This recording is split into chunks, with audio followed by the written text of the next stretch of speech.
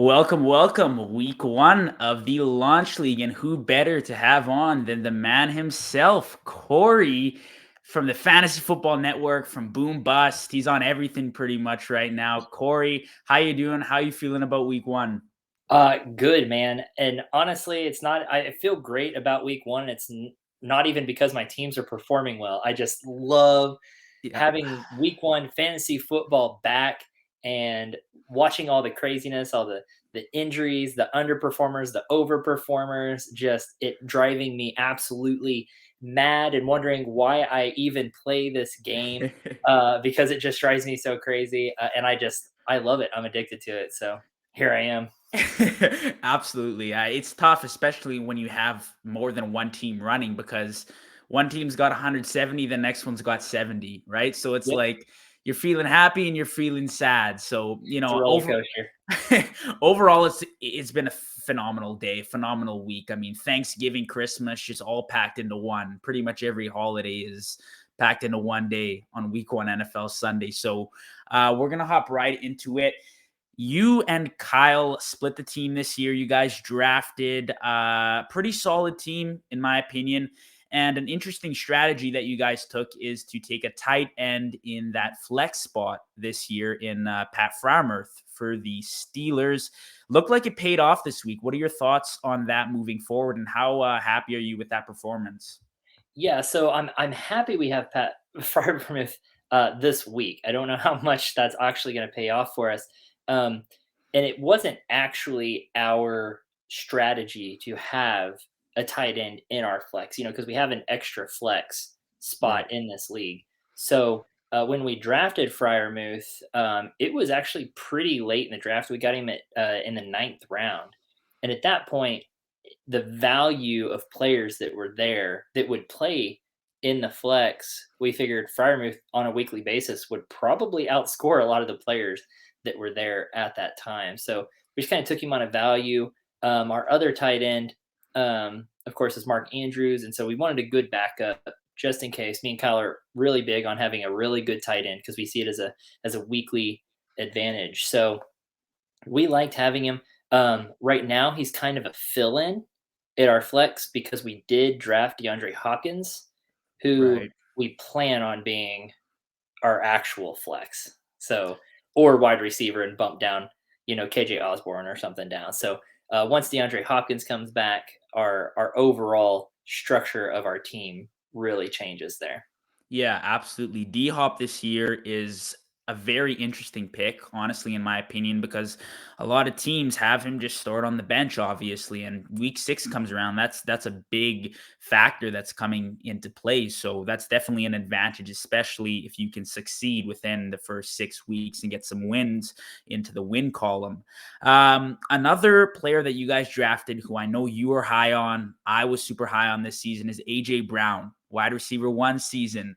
How excited are you moving forward with that Jalen Hurts to AJ Brown connection? 25 and a half full PPR fantasy points in our league this week.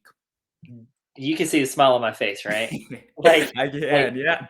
I I didn't see it getting any worse than Tennessee, right? Right. He was going to kind of the same kind of quarterback, a little bit more rush heavy, but it's a run first offense. The biggest difference I saw with his move to Philly was first of all, they're paying him a ton, so they're going to feed him the rock. Secondly, there's other weapons on the field like Goddard and Devontae or Smith who like spread the field, right? So when you're spreading field and you have to worry about a rushing quarterback, so those linebackers can't just bail. AJ Brown is more open than he's probably ever been. Yep. And you saw that today. They just fed him the rock, fed him the rock, fed him the rock. I mean, it was incredible. It was everything I had hoped it was going to be. I have AJ Brown in quite a few leagues Hmm. actually because he dropped too far in drafts. Where I saw he got an upgrade on his team and his position this offseason, a lot of people saw it as a downgrade, and so was able Hmm. to get him at pretty good value in most cases, and I'm happy about it. I mean, we got him in the third round in this draft in a was this a 12-team league, something like that? It's 14, 14. Yeah. 14 team league. We got Right. him in the third round, so that's just ridiculous in my opinion, and I'm super happy about it. Yeah, phenomenal value. I mean, that's a top 10, wide receiver finish. It's coming. Like we can see it coming right now. He didn't even have a touchdown today in full PPR. That's 25 and a half points. That's And nuts. we also saw that Hertz has obviously improved in the passing game. I mean, Yeah. his passing was much better than what we saw at the end of last season, which is really, really good to see if you're an owner of Dallas Goddard, AJ Brown, any of the other receivers or tight ends on that offense. Now, I got to ask you a question just overall. You guys obviously aren't taking home a loss as it looks like right now. What are you telling fantasy owners this week that went 0-1 in week one? I mean, you can't think much of it, right? I mean, I'm in 8 leagues, I'm probably winning only half of them. Hmm. You can't think much of it because week 1, there's so many guesses, right? Because there's guys like AJ Brown who are on a new team. You don't know what that's going to look like. Right. There's so many. Um, you got rookies that have high upside. We don't know what that's going to look like, and sometimes you're having to play those rookies. Um, there's weird weather stuff. There's weird injuries. Week 1 seems to be just really bad for injuries and things happening. Um, Hmm. Allen Robinson was a good example. Cam Akers was a good example. You didn't know what those roles were going to be and how that was going to play out and stuff. Um, just don't panic. I mean, there's so much guessing week 1. It's kind of just up in the air. You kind of get lucky or you don't. And now, after seeing week 1, we have a better idea of where players stand. Travis Etienne and James Robinson, great example. What was Right. their split going to be? And even Michael Carter and Brees Hall, what's that split going to be? So much guessing through the offseason. All we could go off of was coach talk, and coach talk is near impossible to interpret. So, um, yeah, I would say just if you got the win, congratulations, you're off to a good start. If you got the loss, fine, so be it. It was week 1. It's a long season. Yep. And maybe I know some people who were like in the top 3 scoring in their league and still lost. Matchups play a big role in things. So don't look into it too much. Maybe look for some trades, play that waiver wire, whatever. Just improve and move on from week 1. Yeah, again, yeah, it's just week one. And now you're going to get a better overall view of what your team's looking like this year. And if you did take a loss week one, you might not even need to make any moves, or you might be looking at the waiver wire, which is why we're going to talk about some hot waiver picks that you might want to look at in your leagues if you're needing to fill in a role next week, fill in a spot. So, some of the guys that showed out this week were Taysom Hill at that tight end spot, which, was very surprising for a lot of people.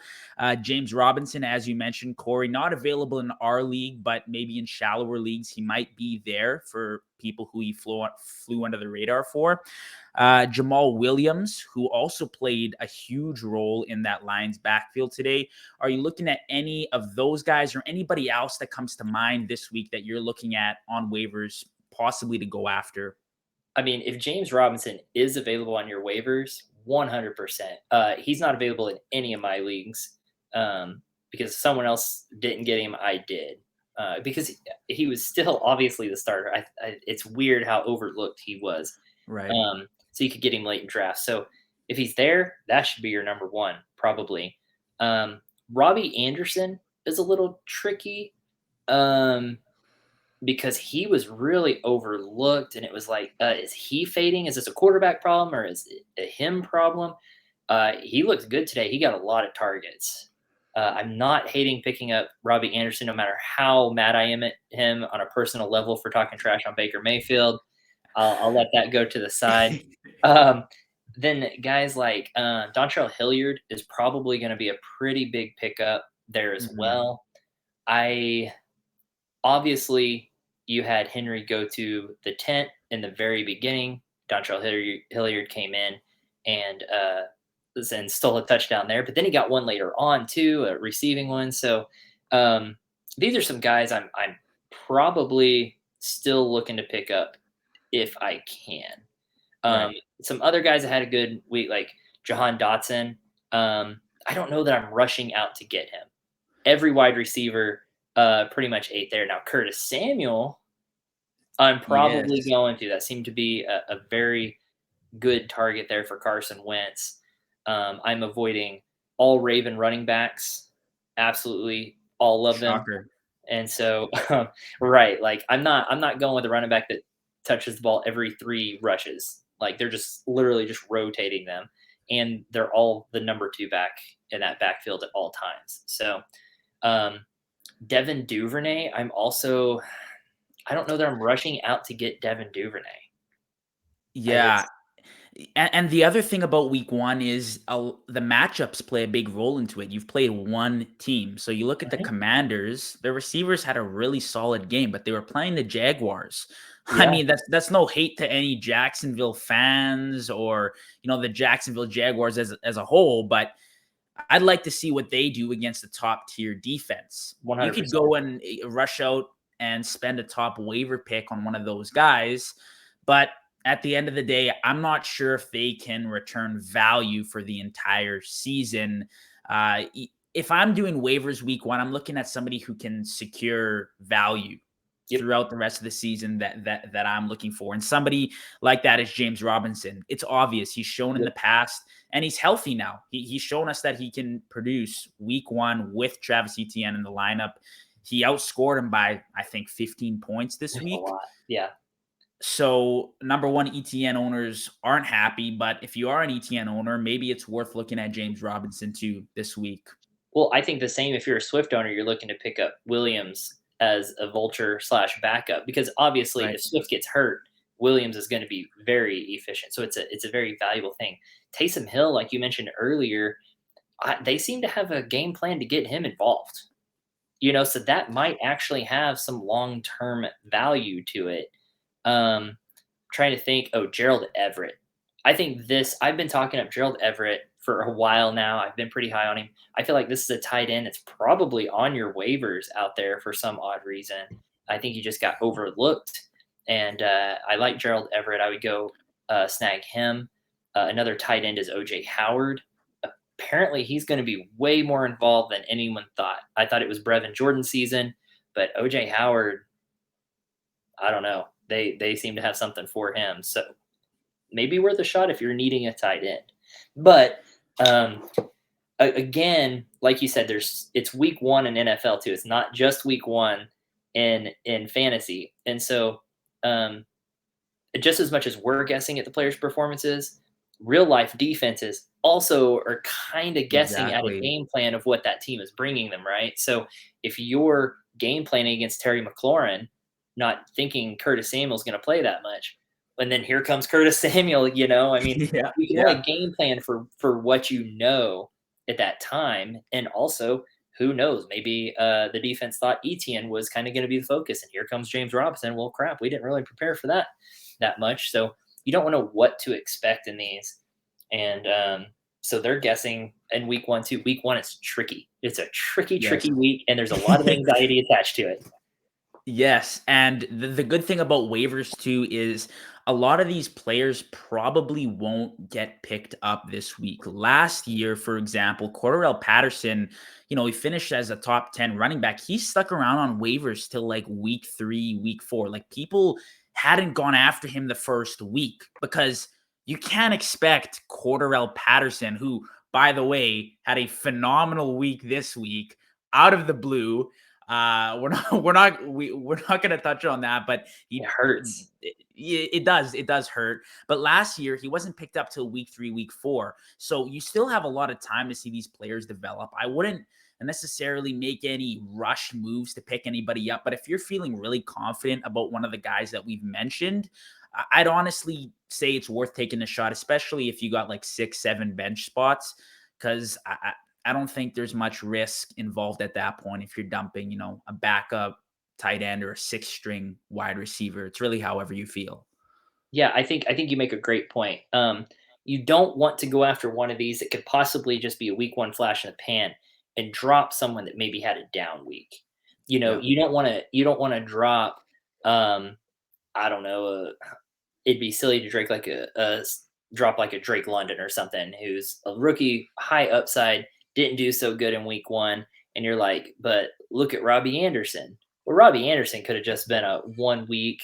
He could be a boom or bust player every week in, week out, because outside of Exactly. that 175-yard touchdown, he was okay.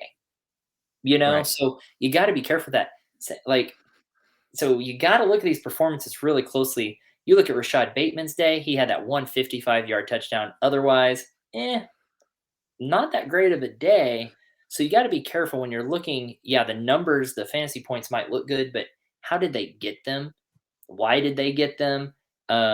So don't just be down on a player for a certain reason or really high on someone for a certain reason. Do some research and make sure you're high on them for the right reasons. Absolutely. Yeah. Wise words from Corey to cap off the show tonight. Corey, I appreciate you coming on, and we'll catch you guys Friday or Saturday. We'll keep you guys on your toes for the next episode of the Launch League for some start sit conversation. Thanks, Corey. No problem. Thanks.